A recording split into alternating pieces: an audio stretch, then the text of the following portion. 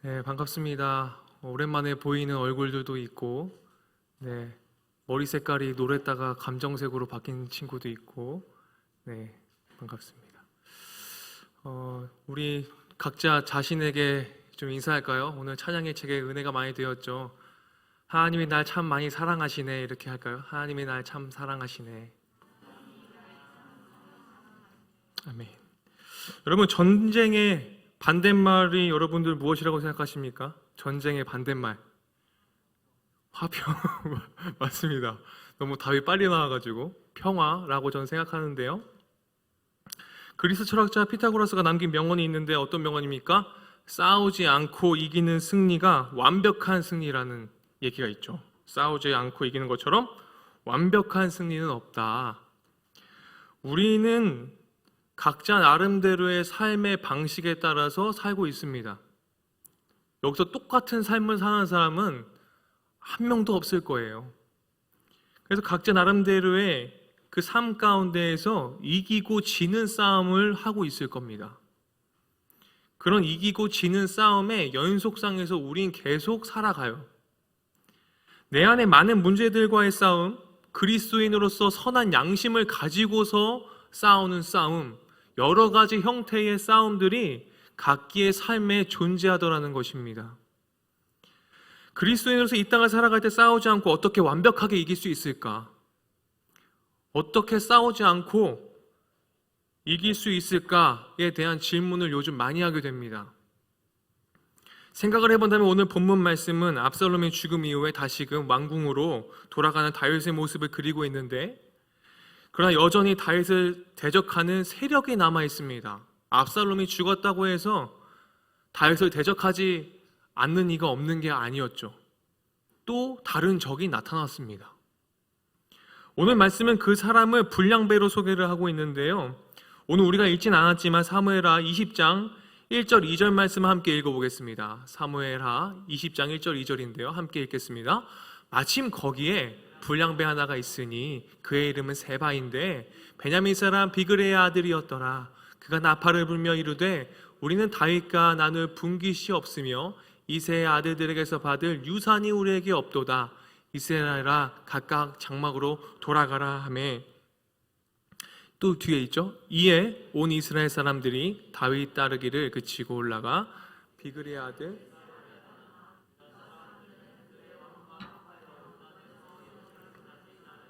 아멘. 자, 어떤 말씀입니까? 오늘 말씀을 볼 때 제가 아까 서두에 말씀드렸듯이 여전히 압살롬이 죽고 나서도 다윗을 대적하는 세력이 있다는 것입니다. 그 잔존 세력이 남아있는데 그 중심에는 누가 있다라고 성경은 얘기하고 있습니까? 세바라고 얘기하고 있습니다. 세바. 근데 이 세바라는 이 중심 인물, 이 인물에 대한 출신을 얘기하고 있는데 이 사람이 어디 사람이라고 나와요? 1절에 베냐민 사람이라고 나와요. 베냐민 사람. 이 베냐민 사람이 있다는 사실을 고발하는데 조금만 집중해서 보면 그가 베냐민 지파 사람이라는 것이 우리의 눈길을 집중하게 만드는데요. 이 성경이 그의 출신을 강조하고 있는 이유가 무엇일까요? 왜 굳이 베냐민 사람이라고 얘기했을까요? 여러분, 베냐민 사람 하면은 사울을 참 힘들게 했던 사람이 있는데 누구인지 혹시 아세요? 베냐민 사람? 누가 있을까요? 미안합니다. 질문해서 베냐민 사람 누가 있습니까? 사울이 베냐민 사람이었죠. 사울이, 그죠? 사울이 베냐민 사람이었습니다. 이스라엘의 초대 왕이었던 사울이 베냐민 지파 사람이었는데 몰락한 왕의 지파로서 다윗과 유다 지파에게 위축되던 그들은 다윗이 아들 압살롬에 의해 쫓겨나 도피하다가 간신히 왕궁으로 돌아오자 어떡합니까? 왕으로 인정하지 않습니다.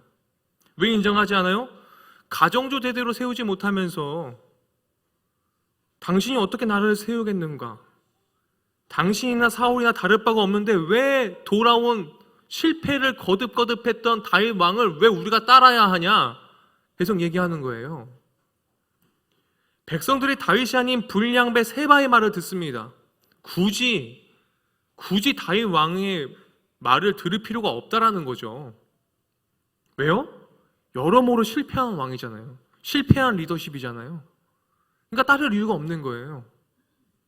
그래서 어떻습니까? 베냐민 지파 세바가 중심이 되어서 다윗을 대적하는 것이죠. 수많은 백성들이 아버지와 아들의 싸움으로 희생된 것을 보았습니다. 차라리 불량배 세바의 말을 듣는 것이라 해도 장막으로 돌아가서 가족과 함께 보내는 것이 더 낫다고 생각해서 그래서 세바를 따릅니다. 성경은 정확하게 그들을 뭐라고 해요? 불량배들이라고 얘기해요. 그럼에도 불구하고 다윗은 이들을 끌어안아야 했습니다. 이들 역시 자신의 백성이자 하나님의 백성이었기 때문에 자신들을 대적한다고 한들 그들을 어떻게 한 것이 아니라 어떻습니까? 품어야 했습니다. 이제 다윗에게는 어수선한 정국을 바로잡고 다시금 자신의 왕국을 바로 세워야 하는 과제가 주어졌는데 우리나라의 역사를 보면 어떻습니까? 자신의 세력에서 반대되는 사람들을 어떻게 해요? 다 죽이죠. 다 죽여버리잖아요. 씨를 말라버린단 말이에요. 근데 다윗은 어떻습니까? 이들을 끌어안습니다. 그것이 실패한 리더 다윗, 왕 다윗에게 우리가 본받아야 될 점인 것입니다. 먼저 다윗은 압살롬과 잠자리를 같이 한 자신의 후궁들을 별실에 가두었습니다. 압살롬이 자신의 후궁들을 다 범하였잖아요. 일평생 그들을 후궁으로 가두고 생갑으로 지내게 한 것은 많은 사람들이 볼 때 잔혹한 처사일 수 있지만 이 잔혹한 처사가 아니라 어떻게 해석해야 됩니까? 그들의 목숨을 살려둠으로써 그들에게 관용을 베풀어 주신 것입니다. 살려준 것이죠. 자신의 후궁들이 아들에게 범하였는데 이들은 원래 어떤 목숨이에요? 죽어야 될 목숨인 거예요, 사실. 이때 역사적으로 해석을 하면. 그런데 어떻습니까? 별실에 가두고 목숨을 살려준단 말이죠. 압살롬이 자신의 정치적 입지를 위해서 그들을 이용했듯이 다윗 역시 자신의 입지를 위해 그들을 이용할 수 있었지만 그렇게 하지 않았던 것입니다. 나아가 자신의 아들과 패륜을 저지른 그들을 모두 처단함으로써 수치스러운 역사의 흔적을 지울 수도 있었지만 그렇게 하지 않았더라는 것입니다. 살려두고 그들을 사랑했습니다. 하지만 다윗은 그들을 죽이지도 그들을 이용하지도 않았다는 것을 우리가 보면서 우리가 어떤 것들을 배울 수가 있겠습니까? 자신의 연약함을 인정하고 자신이 받은 수치를 죽을 때까지 잊지 않고자 하는 모습, 이것이 다윗 왕의 모습이었습니다. 다윗은 빠르게 결단해서 세바의 반역이 심상치 않음을 조기에 진압하고자 했는데, 그래서 다윗은 세바라는 이 중심, 반란의 이 중심을 조기 진압하기 위해서 애쓰는데 어떡합니까? 진압하기 위해서 명령을 합니다. 명령을 하는데 아마사라는 사람에게 명령을 해요. 그래서 이 아마사가 자신에게 주어진 이 명령을 성공적으로 수행하면 굉장히 좋은 그림이 나올 텐데 여기서 또 어떤 인물이 툭 튀어나옵니까? 요압이라는 인물이 툭 튀어나와요. 이 요압이 어떤 사람이에요? 굉장히 욕심이 많은 사람이잖아요. 권력을 쥐어야 되는 사람이란 말이죠. 그래서 이 다윗이 아마사에게 이 반란의 세력군을 조기 진압하기 위해서 명령을 내렸는데 요압이 딱 보니까 어떻게 해요? 이 아마사가 이 일을 잘 이루어내면 요압이 볼 때 제가 나보다 한 단계 위에 올라가겠는데? 이런 생각을 딱 한 거죠. 요압이 참 이런 쪽으로 머리가 똑똑한 것 같아요. 그래서 요압이 견제할 만한 세력으로 성장할까 봐 아마사를 어떡합니까? 감각적으로 딱 어떻게 해요? 야, 얘 살려두면 안 되겠다. 그래서 아마사를 요압이 죽여버립니다. 단칼에 찔러 죽이는 사건이 생겨요. 그래서 어떻게 돼요? 당연히 아마사가 없어지고 나니까 이 세바의 반란군들을 없애는 중요한 임무는 당연히 누가 맡게 됩니까? 요압이 맡게 됩니다. 요압이 반란군 진압에 나서게 됩니다. 그리고 요압은 세바가 숨은 성을 무너뜨리려고 준비합니다. 그때 한 여인이 등장해요. 굉장히 중요한 포인트입니다. 네, 다 같이 박수 한번 치겠습니다.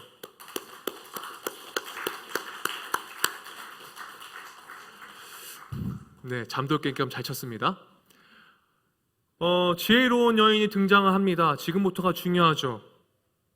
그녀는 요압과 협상을 합니다. 세바의 머리를 베어 던짐으로 백성들을 살립니다. 요압은 나팔을 불어 무리를 각기 장막으로 돌아가게 하고 예루살렘으로 돌아와 다윗에게 나아갑니다. 어떻게 해요? 요압이 어쩔 수 없이 다윗이 요압을 반란군 세력을 진압할 수 있는 장군으로 선봉장으로 세울 수밖에 없게끔 요압이 다 디자인을 해놓은 거예요. 다 계략적으로 다 해놓습니다. 여러분, 근데 여기서 조금 다른 얘기를 좀 해보려고 해요. 우리는요, 성경을 보고서도 우린 다 알잖아요. 그 끝이 어떻고 어떤 상황인 건지 다 알잖아요. 저도 지금 다 설명을 했습니다. 여러분들이 잘 이해를 못할까 봐 설명을 쭉 했는데요. 여러분, 한번 생각해 보십시다. 우린 다 알아요. 다윗이 죄를 짓지 않았으면 이렇게 돌아갈 필요가 없다는 것을 너무나 잘 알아요. 그죠? 그렇잖아요. 다윗이 이런 실수 저런 실수를 하지 않았으면 이렇게 돌아갈 필요가 없다는 것을 우린 너무나 잘 알고 있어요. 그런데 우리는 인생을 살면서 우리가 삶을 살면서도 어른들이 살아온 그 역사적인 배경들 여러 가지 얘기를 들으면서 야, 그거는 조금 돌아가는 길 같은데 이렇게 얘기해봤자 우리가 말 잘 들어요? 안 들어요? 안 들어요. 잘. 참 이상합니다. 참 그게 힘들어요. 항상 스스로 지키고 왕으로서의 직무를 다했으면 세바가 이렇게 반역을 일으키지도 않았을 것이고 백성들이 동조하지도 않았을 것이고 요압이 명령을 거역해서 칼을 휘둘러서 아마사가 죽을 일도 없었을 것이고 여러 가지 일들을 우리가 다 압니다. 그렇지만 우리가 인생살이가 우리가 그렇게 잘 안 돼요. 알아도 안 돼요. 본문에 기록된 다윗의 모습은 우리에게 그래서 교훈을 줍니다. 첫째, 쓰러짐 후에 다시 일어나 달리는 것은 정말 어렵다. 너무 어렵다. 둘째, 그렇다고 포기할 수는 없다. 우리가 다 알고 당해도 포기할 수는 없다. 우리가 쓰러질 걸 알지만 포기할 수는 없다라는 겁니다. 착하게 살라고 이야기해봤자 나는 죄의 영향력과 영악함 가운데 아무리 노력한다고 한들 이 세상이 너무 악해서 그래서 주저앉을 수밖에 없다. 다 알고도 당한다. 그렇다고 계속 주저앉을 수는 없다라는 것입니다. 살아남아야 하고 살아가야 하고 그 속에서 무엇을 할 수 있나 생각해야 됩니다. 그래서 셋째, 잘못된 선택지들을 돌아보게 됩니다. 그 돌아봄이, 그 깊은 고뇌와 묵상이 우리의 삶을 그래도 한 단계 더 업그레이드 시켜줄 것입니다. 다윗을 보니 높은 자리에, 왕의 자리에 있다고 한들 모든 문제가 해결되는 것이 아닌 것을 우리가 봐요. 그죠? 한마디로 높은 자리가 모든 문제를 해결할 수 없습니다. 세바를 보니까요, 자기 하고 싶은 대로 말하고 행동하고 사람들이 지지해 준다고 해서 좋은 것 아닙니다. 요압처럼 압도적인 군대를 가져도 왕국의 새로운 위협이 될 뿐입니다. 이러한 과정을 통해서 우리가 배워야 할 마지막 교훈으로 우리가 향하게 됩니다. 어떤 것입니까? 하나님의 나라, 하나님의 왕국, 이 킹덤은 누가 지키는 것인가? 이 하나님의 나라는 누가 지키는 것인가? 입니다. 나의 삶을 지키는 분은 도대체 누구인가? 나의 생명을 살리는 것은 정말로 누구일까?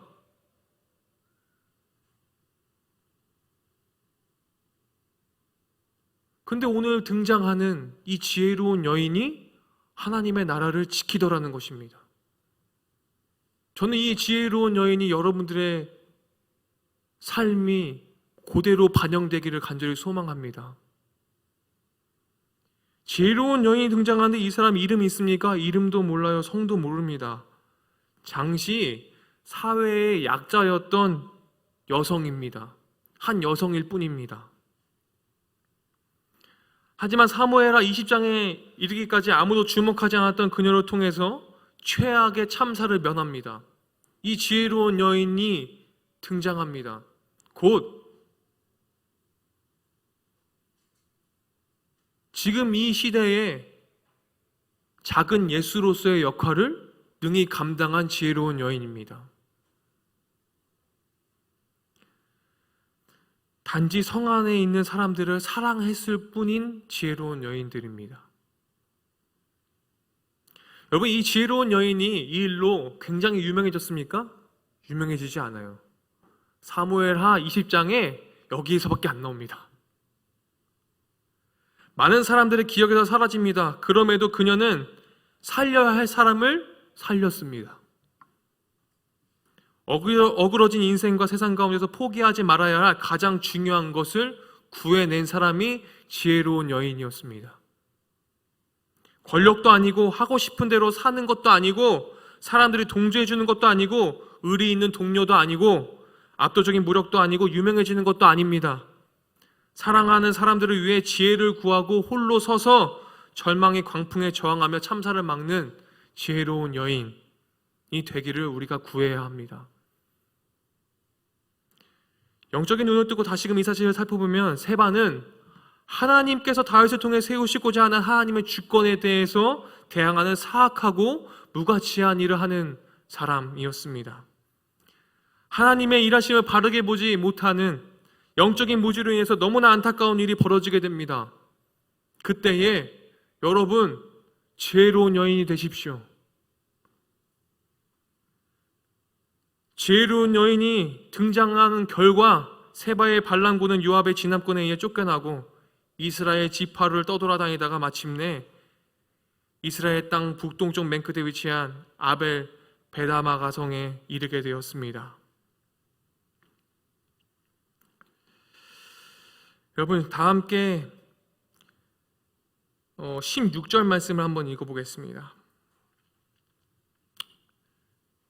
지혜로운 여인이 외칩니다. 다 같이 읽어볼까요? 시작. 그 성읍에서 지혜로운 여인 한 사람이 외쳐 이르되 들을지어다 들을지어다 청하건대 너희는 요압에게 이르기를 이로 가까이 오라 내가 내게 말하려 하노라 한다 하라. 외쳐 이르되 외칩니다.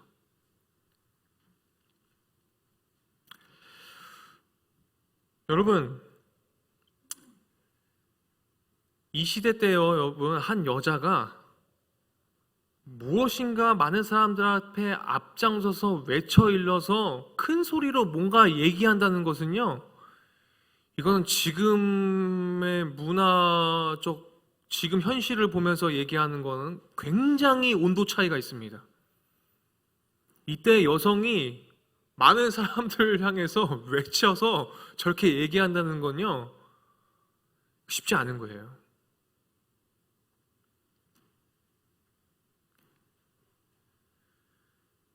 그런데 성경 기자는 이 여인을 두 번이나 뭐로 설명을 합니까? 지혜로운 여인이라고 설명해요.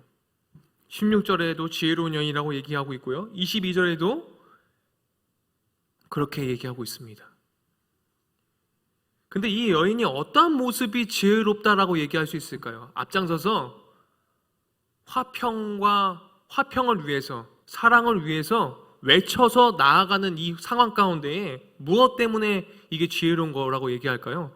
한번 18절, 19절 말씀 한번 다 같이 한번 읽어볼게요. 왜 이 사람을 성경에서 지혜롭다고 얘기하는지 다 같이 읽어보겠습니다.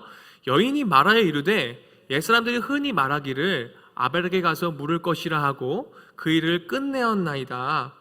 나는 이스라엘을 화평하고 충성된 자 중 하나이거늘 당신이 이스라엘 가운데 어머니 같은 성을 멸하고자 하시는도다.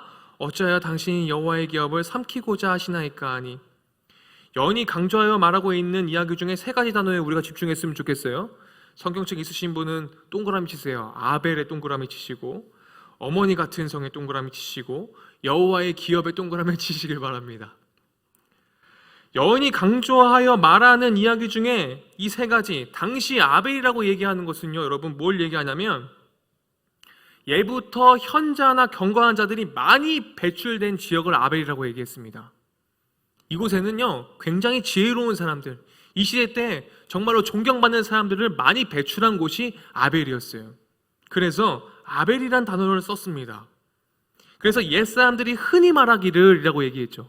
예전부터 이 아벨이라는 지역에서는 굉장히 유능한 사람들이 나오는 그런 곳인데, 또한 어머니 같은 성이라고 하는 것은 고대 히브리인들의 독특한 표현이라고 얘기를 하고 있는데요, 당시에 한 주요한 성읍과 그를 둘러싼 촌락을 일으켜서 다 어미성이라고 불렀습니다. 그러면은 이 어머니와 같은 성은 다 뭡니까? 많은 사람들이 모여서 살고 있는 곳을 얘기해요. 그리고 하나님의 약속, 하나님이 주신 약속을 의지하며 사는 사람들의 촌락들을 얘기하는 것입니다. 그러므로 이 여인이 얘기하고 있는 것은 다 뭐예요? 요압이 함부로 할 수 없는 것을 계속 꼬집어서 얘기하는 거예요.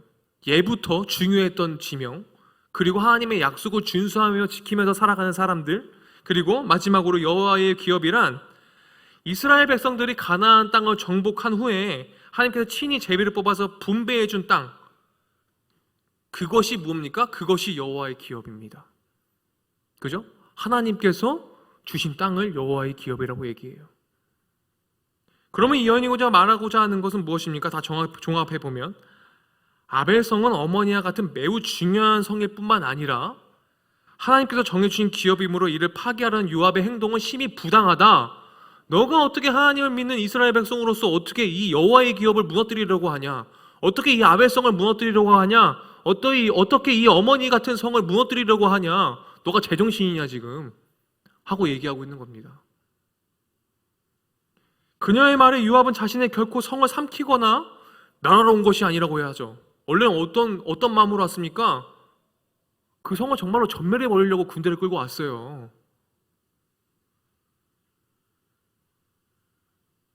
한 지혜로운 여인의 말씀에 이 지혜로운 말씀을 가지고 지혜롭게 위기의 상황을 대처하고 그로 인해 온 성읍 사람들이 구원을 얻게 됩니다. 사랑하는 여러분, 세상은 하나님의 말씀을 가진, 하나님의 약속을 기억하고서 그것들을 마음에 새긴 사람, 그 말씀을 가진 지혜로운 자로 인해 평안을 누리게 됩니다. 전쟁이 평화로 바뀌게 돼요. 세상에 아무리 크고 강하다고 할지라도 하나님의 말씀을 붙들고 말씀대로 살아간다면 세상에 감당할 수 없는 자로 이 땅을 살아낼 수 있고 수많은 전쟁 속에서 능히 이길 수 있습니다. 뭐 때문에요? 하나님의 말씀 때문에, 이 지혜로운 말씀 때문에.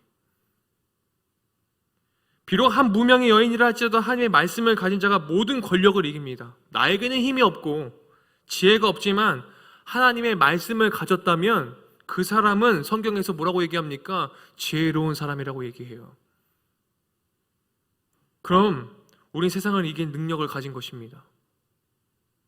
한 주간 치열한 세상 속에 살아갑니다. 우리에겐 다른 무엇보다 하나님의 말씀이 필요하고 또한 그분의 말씀으로 인해서 지혜로운 삶을 살아갈 때 세상은 우리로 하여금 평안을 누리게 됩니다. 여러분, 한번 곱씹고 생각해 보십시오. 내가 있는 곳에 화평, 평화가 존재하나 아니면 분열으로 존재하나, 이걸 한번 생각해 보시기 바랍니다. 세바와 같이 넘실거리는 대적 앞에서도 우린 날마다 하나님의 말씀으로 무장하여 지혜롭고 평안을 정하는 화평의 사람으로서 살아갈 수 있기를 예수님의 이름으로 권면드립니다. 우리 또한 분열의 시대를 살고 있어요. 정치적 분열은 말할 것도 없고요. 세대가 세대 간의 분열, 계층과 계층 간의 분열 말할 것도 없습니다. 참 부끄럽게 짝이 없이 뉴스라고 하는 프로그램을 보면 좋은 소식보다 나쁜 소식이 더 많은 것 같고, 여러분, 다양성과 분열은 다릅니다. 다양성이 공존한다는 것은 서로 다름을 인정한다는 것인데, 분열은 서로의 다름을 인정하지 않고 배척하는 것입니다. 그런데 되게 이상해졌어요. 다양성이라는 이름을 가지고서 그 프레임 안에서 겉모습은 다양성인데 속은 분열을 위해서 그것들을 얘기하고 있다는 것입니다. 그런 사회 속에서 우리가 살고 있어요. 그래서 우리가 분별을 잘해야 합니다. 여러분, 다양성을 인정함에 따라 분열하고자 하는 마음과 세력이 많음을 여러분 명심하셔야 돼요. 아, 이게 정말 다양성을 인정해야 될 것인가? 아니면 이건 다양성을 가장한 분열인가? 그 기준을 분별할 수 있는 기준이 무엇입니까? 하나님의 말씀밖에 없습니다. 요압은 한 나라의 지도자였지만 그는 자신의 이익을 위해서 다른 사람을 진멸해도 상관없다라는 생각을 가진 사람이었습니다. 그런 식의 사고를 가진 사람이었죠. 사도 야고보는 이러한 태도에 대해서 엄중히 경고하고 있는데 우리 야고보서 3장 13절부터 18절 말씀을 위로부터 난 지혜의 말씀이라고 제목이 붙어져 있는데 같이 한번 읽어볼까요? 야고보서 3장 13절 18절 말씀 다 같이 씩씩하고 당당하게 다 같이 하나님의 말씀을 선포하겠습니다. 너희 중에 지혜와 총명이 있는 자가 누구냐?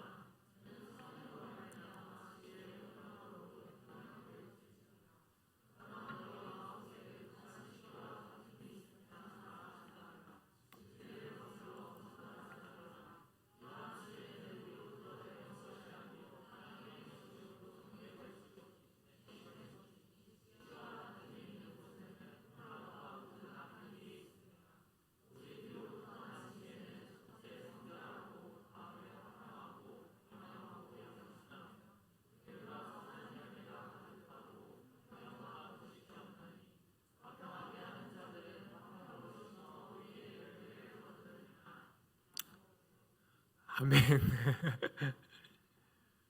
참 귀한 말씀입니다. 위로부터 난 지혜의 말씀. 지혜로운 여인이 여러분 무엇 때문에 나섰습니까? 이스라엘 백성의 화평을 위해서 나섰습니다. 야고보 사도는 분열은 자신의 정욕을 위한 것임을 분명히 밝히면서 이러한 분열은 혼란의 이야기 따름이라고 자랑하지 말라고 얘기했습니다. 분열의 시대를 사는 우리 그리스도인이 해야 할 일이 있다면 그것은 화평케 하는 자로 사는 것입니다. 화평케 하는 자. 근데 이 화평케 하는 자로 사는 것이 그렇게 쉽지만은 않습니다. 하지만 분명한 것 한 가지는 자신만의 유익을 구하는 것은 결코 화평한 일이 아니라는 것은 분명합니다. 자기의 마음이 편하고자 분열의 말을 하며 행동하는 것은 위로부터 난 지혜가 아니라고 분명히 말씀하고 계십니다. 여인은 여호와의 기업이 무엇인지 분명히 알고 있었기 때문에 요압의 좁고 어리석은 시선을 깨우칠 수 있었습니다. 나의 유익이 아닌 여호와의 기업을 살리고자 곧 영원한 하나님의 나라를 먼저 바라보는 것이 화평케 하는 자로 사는 출발점입니다. 예수님이 이 땅에 오신 또 다른 별명이 무엇입니까? 평화의 왕입니다. 화평케 하는 자로 오셨습니다. 조금 있으면 우리가 다음 달이면 대림절이 오는데요. 평화의 왕을 기다리기 위한 절기를 우리가 보내지 않습니까? 예수님의 별명은 평화의 왕이셨습니다. 이 땅에 우리를 화평케 하시고자 오셨죠. 우리가 어느 공동체에 있든지, 우리가 회사에 있든지, 대학 캠퍼스에 있든지, 가정에서든지, 우리 이음 공동체 안에서든지, 어느 곳에 있든지 여러분들이 다른 이들을 화평케 하고 평화의 사자로, 피스메이커로 살아가시는 하나님의 말씀을 따라가는 우리 모두가 되기를 간절히 소망합니다. 기도하겠습니다. 하나님 아버지, 우리에게 영원한 하나님 나라를 주셨음에도 우리는 눈앞에 있는 이익만 쫓으려고 합니다. 눈앞의 이익만을 추구하다가 누군가 거추장스러우면 배척해버리는 것이 우리의 어리석은 모습입니다. 주님, 우리의 좁고 어리석은 시선에서 벗어나 영원한 하나님 나라를 더욱더 선명하게 바라볼 수 있도록 도와주십시오. 그래서 하나님 나라의 유익을 위해 기꺼이 나의 욕심을 내려놓을 수 있는 피스메이커로 오늘을 살게 하여 주시옵소서. 나아가 이 분열의 시대가 화평케 하는 자로 사는 우리를 통해 치유될 수 있도록 도와주시옵소서. 예수 그리스도의 이름으로 기도드렸습니다. 아멘.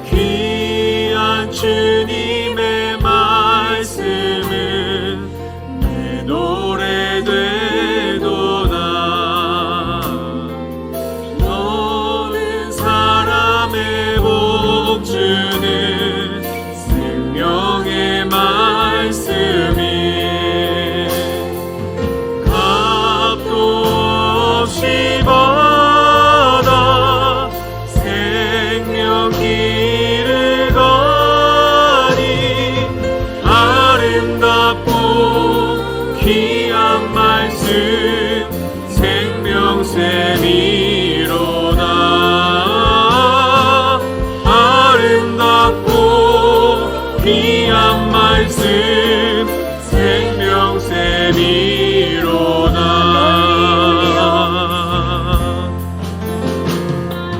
널리 울리고 퍼지는 생명의 말씀을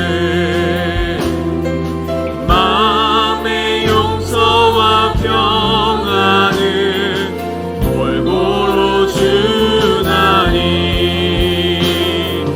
다만 예수 말씀 들어 복을 받네. 아름답고 귀한 말씀 생명샘이로다. 아름답고 귀한 말씀 생명샘이로다.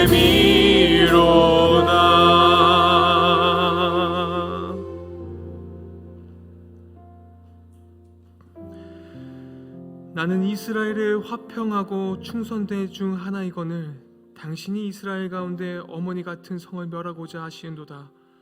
어찌하여 당신이 여호와의 기업을 삼키고자 하시나이까 하니,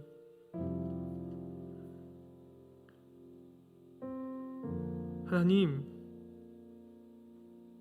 우리가 우리의 삶 가운데에 어머니 같은 성을 멸하고자 하진 않습니까? 하나님, 하나님의 기업을 삼키고자 하진 않습니까?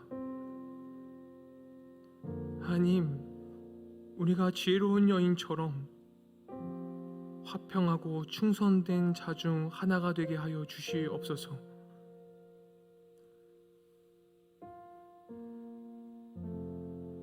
지금은 우리를 죽기까지 사랑하신 예수 그리스도의 은혜와 하나님의 무한하신 사랑과 성령 하나님의 교통하심이 화평하고 충성된 자 중 하나가 되기를 작정하는 우리 공동체의 머리 위에, 그리고 온 열방에 주님의 말씀을 따르고자 하는 모든 세대 위에 영원토록 함께 하시기를 간절히 축원하옵나이다. 아멘.